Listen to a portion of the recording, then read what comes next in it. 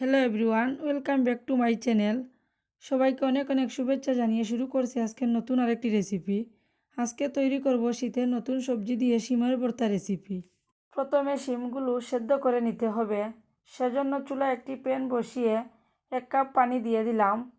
এরপর শিমগুলো দিয়ে ঢেকে রান্না করব পানি শুকিয়ে যাওয়া পর্যন্ত। এখন ঢাকনা খুলে নিচ্ছি, দেখুন পানি শুকিয়ে গেছে। এই পর্যায়ে শিমগুলো নামিয়ে নেব। এবার আরেকটি প্যান বসিয়ে প্রায় 2 চামচ পরিমাণ রান্নার তেল দিয়ে দিলাম। তেল গরম হলে 4টি শুকনো লঙ্কা দিয়ে হালকা নেড়ে ভেজে নেব।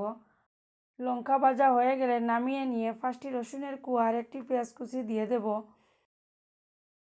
এগুলো হালকা ভেজে নিতে হবে।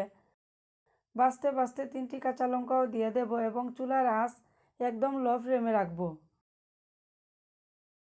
এখন আগে থেকে সেদ্ধ করা শিমগুলো প্যানে দিয়ে সব কিছু ভালোভাবে নেড়ে আরও 2 মিনিট ভেজে নেব। এবার চলে আসছি পরের ধাপে। প্রথমে শুকনো লঙ্কাগুলো শিলেবাটায় গুঁড়ো করে নেব।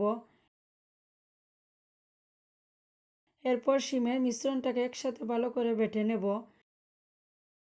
একটু সময় নিয়ে একদম সফট করে বেটে নেওয়া হয়েছে। আবারও সেই প্যানের মধ্যে আমি সামান্য কালিজিরা দিয়ে দেব এবং শিমের মিশ্রণের সঙ্গে স্বাদমতো লবণ মিশিয়ে দেব। আমি এখানে এক্সট্রা কোনো তেল ইউজ করি নাই। আগের তেলের মধ্যে সব কিছু ভালোভাবে নেড়ে আর একটু ভেজে নিলেই তৈরি হয়ে যাবে এই সিজনের সেরা ভর্তা রেসিপি। আশা করছি আজকের এই রেসিপিটি আপনাদের ভালো লেগেছে। যদি ভালো লেগে থাকে তাহলে একটি লাইক করবেন, কমেন্ট করে জানাবেন কেমন হয়েছে। আরও নতুন নতুন রেসিপি পেতে আমার চ্যানেলটি অবশ্যই সাবস্ক্রাইব করে রাখবেন। ভিডিওটি শেষ পর্যন্ত দেখার জন্য অনেক অনেক ধন্যবাদ।